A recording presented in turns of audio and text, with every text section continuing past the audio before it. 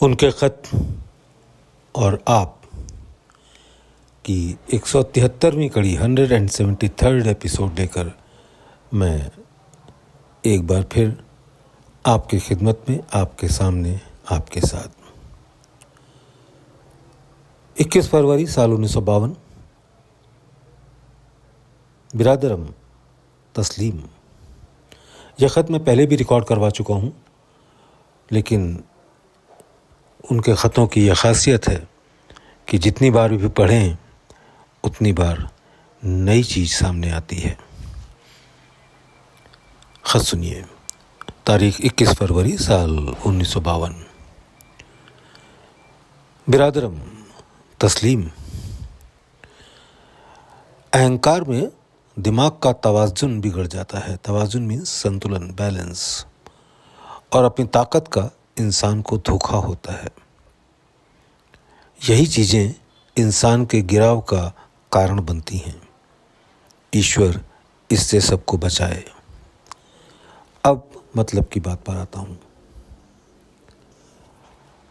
आपकी तकलीफ़ात का मुझको एहसास था और नारायण की वालिदा की पूरी रीडिंग। वालिदा मीन्स मदर। मगर मैं ज़बान यूँ नहीं खोलता था कि आजकल घर घर यही बात है। ज़माना उलट गया है। औरत मर्दों को अपने ताबे रखना चाहती है। ताबे यानी कंट्रोल में, अधीन। ज़माना उलट गया है। औरत मर्दों को अपने ताबे रखना चाहती है और मर्दों में जो खूबियाँ होनी चाहिए वो जाती रहीं। यही वजह है कि औरतें अपना उल्लू सीधा कर लेती हैं। मर्दों की ये गलती है कि वो औरतों के हुकूक मीन्स अधिकार, राइट्स। मर्दों की ये गलती है कि वो औरतों के हुकूक जो शास्त्रों में हैं वो उनको नहीं देते। दूसरी एक बहुत बड़ी गलती ये हो रही है कि मर्द ज़्यादातर औरतों की सोहबत में बैठते हैं और उनकी बैठक ज़्यादातर घर के अंदर महदूद रहती है। महदूद मीन्स लिमिटेड, सीमित। उनकी बैठक ज़्यादातर घर के अंदर महदूद रहती है और इसीलिए उनमें जनानी आदतें पैदा हो जाती हैं और छोटी छोटी बातों पर लड़ना शुरू कर देते हैं। इससे जो नुकसानात हैं उसको अगर लिखा जाए तो एक किताब बन जाए। एक बात मैं लिखता हूँ, अगर किसी शख्स को अपने बच्चों से बहुत ज़्यादा मोहब्बत है तो समझ लेना चाहिए कि उसको अपनी बीवी से भी उसी अंदाज की मोहब्बत रही होगी।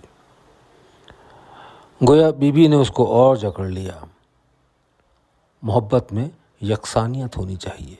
यकसानियत मीन्स एक जैसी। मोहब्बत में यकसानियत होनी चाहिए, यानी दूसरों के बच्चे भी अपने मालूम पड़े। ये बहुत मुश्किल है और सबसे आला बात यानी सबसे अच्छी बात यह है कि उसको कुछ मालूम ही ना पड़े। दुनिया के पर्दे पर इश्काल यानी शक्ल सूरतें थिएटर के पर्दे की तरह नज़र आएं। गोया दुनिया एक तमाशगाह या थिएटर महसूस हो। इस मजमून को मैं ज़्यादा तूल नहीं दूंगा। ये मजमून दो एक लोगों को जिसको आप मुनासिब समझें दिखला दें। नाम मैं नहीं लिखना चाहता, इसलिए कि उनको यह ख्याल ना पैदा हो कि ये मजमून मेरे ही ऊपर लिख दिया। गृहस्थी में आम बात यह है कि तकलीफ़ात का असर कुछ ना कुछ दिल पर पड़ ही जाता है, ख्वाह राजा हो ख्वाह फ़कीर। फ़र्क सिर्फ इतना होता है कि फ़कीर में अटल और निश्चय हालत होती है और तलातुम यानी डिस्टर्बेंस पैदा नहीं होता। मगर क्षण मात्र के लिए दिल कुछ ना कुछ बैरूनी पर्दे पर असर जरूर ले लेता है। वजह ये कि जैसा ख्याल बनता है उसकी तासीर दिल पर पड़ ही जाती है। खैर, ये भी सही, मदहोश उसको कह सकते हैं जो असल से गाफिल रहे। गाफिल मीन्स केयरलेस। मदहोश उसको कह सकते हैं जो असल से गाफिल रहे। अब आगे जो मैं लिख रहा हूँ ये 14 फरवरी का भी जवाब है और 17 फरवरी का भी जवाब इसमें शामिल है। आपने जो लिखा है कि गृहस्थी के मामलात में अनकॉन्शियस रहता हूँ, मगर साथ ही साथ गुस्सा भी छुपा हुआ है। और आपके ख्याल से वालिद नारायण की रुकावट का बायस यही है। इसकी वजह से कोई रुकावट पैदा नहीं हुई और यह ख्याल आपका गलत है। ये बात हर जगह पैदा नहीं हो जाती। जिसमें इंतहाई फ़नाइयत अपने पीर की मौजूद है, उसका ख्याल दूसरे को नुकसान पहुंचा सकता है। और मेरी और आपकी क्या हकीकत। बड़े बड़े फ़ुकरा ऐसे शख्स से डरते हैं जिसमें पीर की कमाल फ़नाइयत हो, मगर ये ज़रूर है कि गुस्से का होना आपकी कमज़ोरी ज़ाहिर करता है। अब मैं असल हालत नारायण की वालिदा की बताता हूँ। उनका ज़ाती लगाव इस तरफ नहीं है और नारायण में ब्रह्म विद्या का संस्कार था, गुरु महाराज की कृपा से।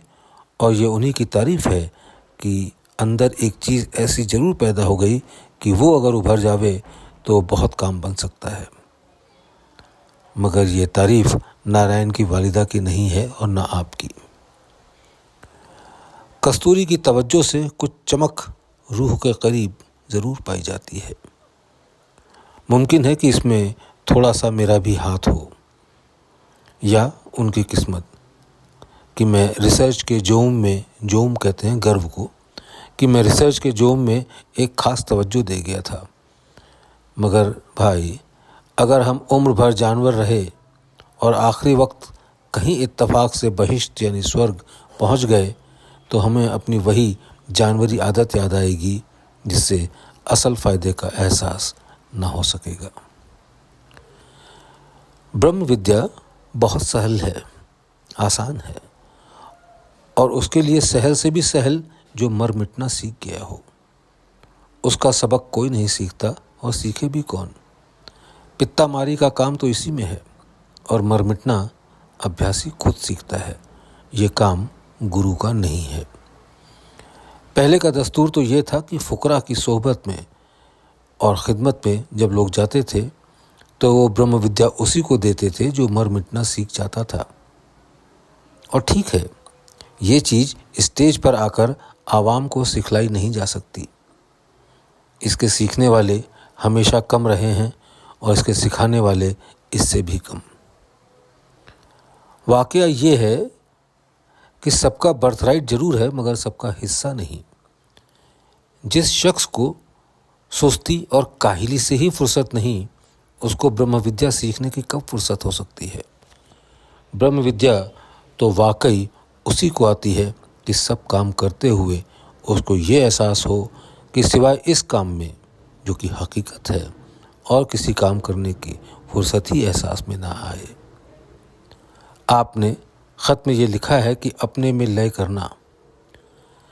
खिलाफ आपकी राय से मैं नहीं हो सकता। ये बात आपने गालिबन इसलिए कही कि मुअन्नस और मुज़क्कर यानी स्त्रीलिंग और पुल्लिंग का ख्याल रखा। ये चीज़ नहीं है।